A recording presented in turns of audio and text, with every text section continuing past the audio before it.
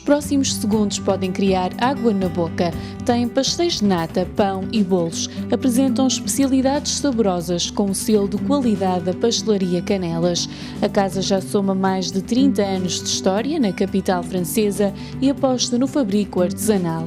Se ainda não provou estes e outros doces, não perca tempo e vá até à rua Camélia, em Pierrefitte. Na Pastelaria Canelas vai encontrar o melhor de Portugal, em Paris.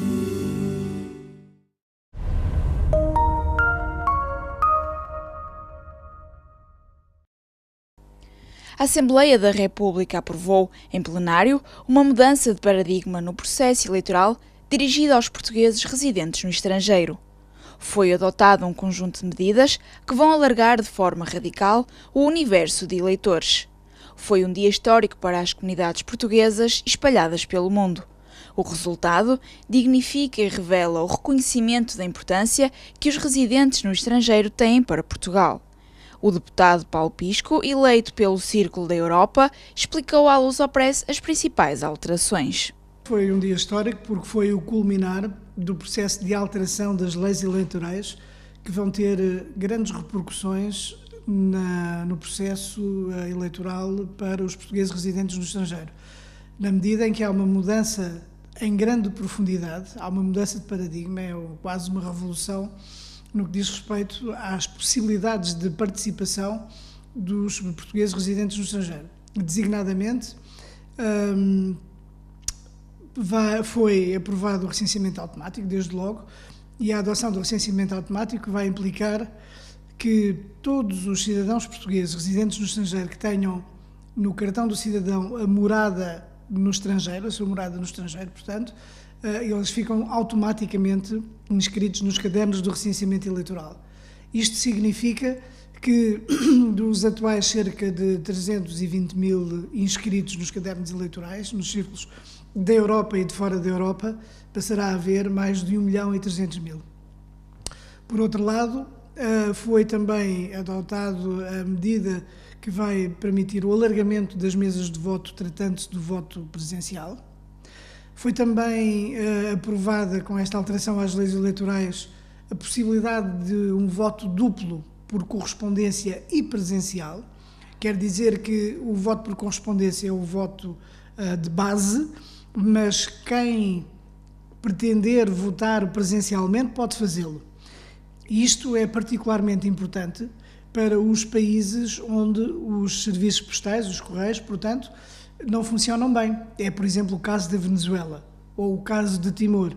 Portanto, quando houver eleições para a Assembleia da República, todos os eleitores, em vez de ficarem impedidos do exercício do seu direito de voto porque não conseguem ou não recebem os boletins, os envelopes com os boletins de voto, ou depois não os conseguem enviar, ou se enviarem já não chegam cá a tempo, portanto, passarão a ter a opção de votar presencialmente.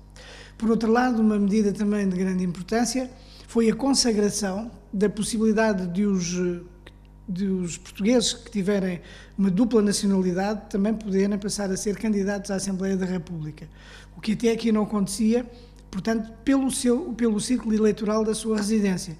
Até aqui, por exemplo, um português com dupla nacionalidade que vivesse em França nunca poderia ser candidato pelo Círculo da Europa, embora pudesse ser candidato por outros círculos, que não o da sua residência. E a partir de agora passa a poder, obviamente com limitações, e essas limitações é que não desempenhe cargos políticos, eletivos ou não eletivos, ou não nem altos cargos da administração pública, aferidos por aquilo que se consideram os altos cargos da administração pública em Portugal. Depois ainda, julgo relevante assinalar o facto de o voto por correspondência passar a ser gratuito, portanto os eleitores deixarão de ter essa desculpa para não votarem, uma vez que não têm que pagar já os custos do selo. E finalmente ficou também inscrito nas alterações às leis eleitorais que após a publicação da lei, no prazo de 1 ano, o Governo fica obrigado a fazer todas as diligências e os estudos necessários com vista a verificar da possibilidade de implementação do voto eletrónico não presencial. Portanto, a implementação do voto eletrónico a partir de casa. E, portanto, é um conjunto de alterações de grande alcance que terão um impacto muito grande nas possibilidades de participação eleitoral dos portugueses residentes no estrangeiro. Acho que foi um dia histórico. Eu acho que devemos aqui também assinalar toda a determinação com que o secretário de Estado das Comunidades, José Luís Carneiro, também participou neste processo e procurou conter até algumas possibilidades de desvios, se assim se pode dizer, da mesma maneira que a secretária de Estado da Administração Interna, Isabel Oneto, que foram duas peças absolutamente essenciais para que estes resultados pudessem ter chegado a bom porto como chegaram, obviamente com uma grande convergência de todos os partidos políticos, na medida em que só se registou a abstenção do CDS-PP neste momento tão importante da história da nossa democracia e da relação de Portugal com as nossas comunidades.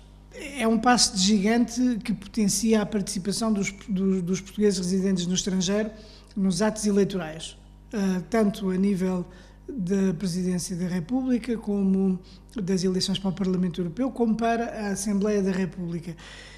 É óbvio que poderá até registar-se um aumento da abstenção, mas aquilo que nós devemos valorizar é que, em termos absolutos, o número de eleitores aumente também, porque passar de cerca de 300 mil para 1.400.000 é um salto de gigante, verdadeiramente, no número de eleitores.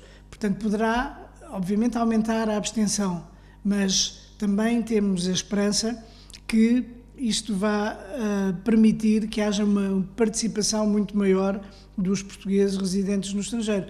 É claro que agora é preciso também desencadear um conjunto de processos conducentes à sensibilização, designadamente através da própria comunicação social, e isto já faz parte dessa sensibilização dos portugueses que vivem lá fora, para que não ignorem este sinal que foi dado pela Assembleia da República de vontade de o país estreitar ainda mais os laços com os portugueses que vivem no estrangeiro.